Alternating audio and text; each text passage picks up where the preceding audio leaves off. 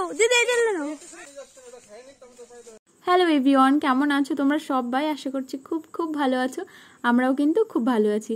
আগের দিন কিন্তু আমার মনে মনে রাগ হচ্ছিল, ওই জন্য দাদা রান্না করেছে। আজকে কিন্তু রাগ করিনি, আমি রান্না করছিলাম, কিন্তু দাদা এসে বললো যে দে আমি রান্না করি। মানে আমার দাদা মাছ ভাজতে ভালোবাসে।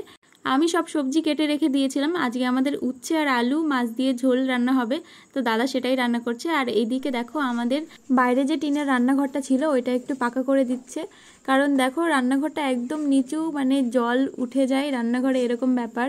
আগের বছর জানো তো বৃষ্টির মধ্যে এই ঘরে জলের মধ্যে বসে রান্না করতে হয়েছিল। সে যাই হোক, ওই ঘরটা নিয়ে একটা ঘটনা আছে, তোমাদের অন্য একদিন শেয়ার করব অন্য একটা ভ্লগে। আর এদিকে দেখো আমার মা চলে এসেছে স্কুল থেকে, আর আসার সময় কিন্তু শাক নিয়ে এসছে। আজকে শাকের ঝোল রান্না হবে। আর সুপ্রিয়া দি দেখো এদিকে কাঁথা জুড়েছে। আর আজকে কিন্তু একটা জায়গায় যাব, তোমরা হয়তো প্রথমেই বুঝতে পেরেছো কোথায় যাব না যাব, তো তার জন্যই দেখো রেডি হয়ে নিয়েছি। আর টোটোও কিন্তু চলে এসছে। আজকের ব্লগটা তোমরা দেখতে থাকো, আশা করি খুব খুব ভালো লাগবে। এদিকে আমরা যাচ্ছি হচ্ছে ঝুমবোন যাচ্ছে, পুস্কি বোন যাচ্ছে, আমি যাচ্ছি আর মামি যাচ্ছে।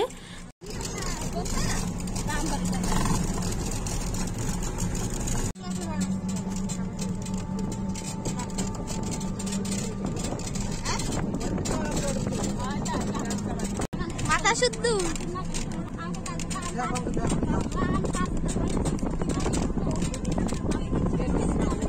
আর এইদিকে এই রাস্তাটা দেখেছো, আমাদের গ্রামের এই রাস্তাটা কিন্তু খুবই সুন্দর। আর পেছনে ফুল ফুটেছে কত সুন্দর এখন, সেটাই তোমাদের দেখাচ্ছিলাম। দেখো আমরা কিন্তু কথা বলতে বলতে চলে এসেছি যেখানে লিচুর বাগান সেখানে। আর এটা হচ্ছে এই যে বোনকে দেখতে পাচ্ছ পাশে, ঝুমবোন। আর ওই মামি, মানে মামির বাপের বাড়ির পাশেই এই লিচু বাগানটা।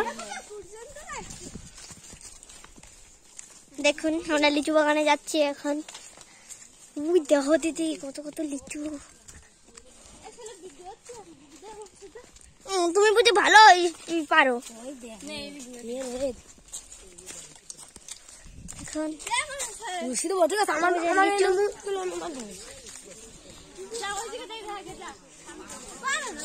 লজ্জা করে উপরে ধরছে।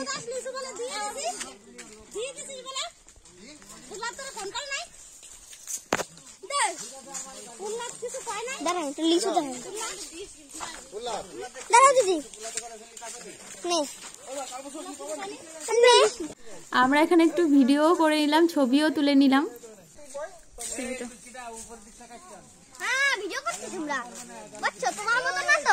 আমরা ভিডিও বানাচ্ছি।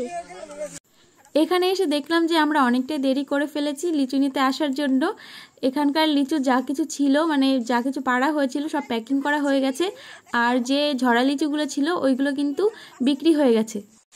গাইস আমরা লিচু চুরি করছি, দেখো দিদি লিচু চুরি করছে, কিন্তু পারতে পারছে না।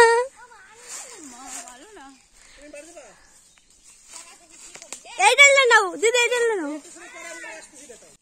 আমরা তো এই বাগান থেকে বেরিয়ে যাচ্ছিলাম, কিন্তু যাওয়ার সময় ভাবলাম যে একটা লিচু পারি, কিন্তু পারতেই পারলাম না। আবার ওই দিক দিয়ে একটা কাকিমা চেঁচামেচি করছে যে লিচু পেরো না, লিচু পেরো না। ওই জন্য দেখো চলে আসছি। এখন পাশে আরেকটাই বাগান আছে, লিচুর বাগান, ওখানে যাচ্ছি। দেখো দিদি লিচু খাচ্ছে একা একা।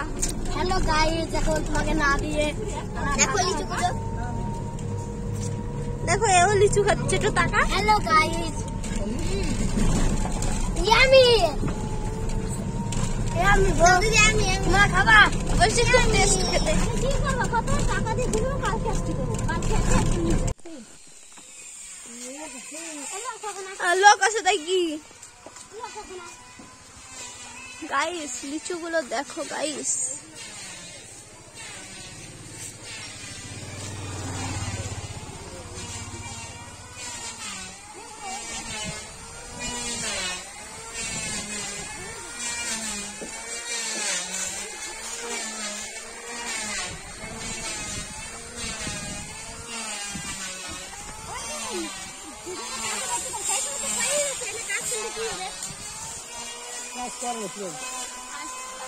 এই দেখি না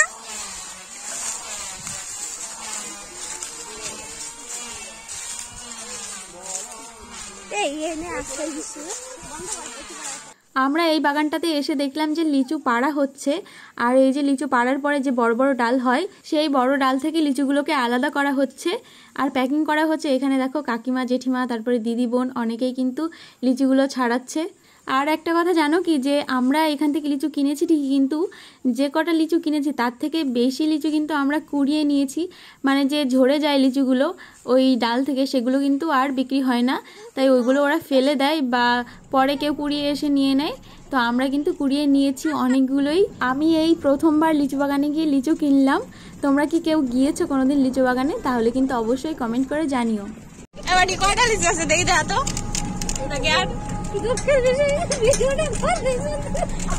এই অনেকগুলোই আছে তাও, আমি তো ভাবছি পুরো শেষ হয়ে গেছে। খাই ফুরাতে পারলি না। লিচু আনতে গিয়ে কিন্তু খুবই ভালো লাগলো। আর আজকের ব্লগটাও কিন্তু এখানে শেষ করছি। দেখা হবে তোমাদের সঙ্গে নেক্সট ব্লগে। সবাই খুব ভালো থেকো।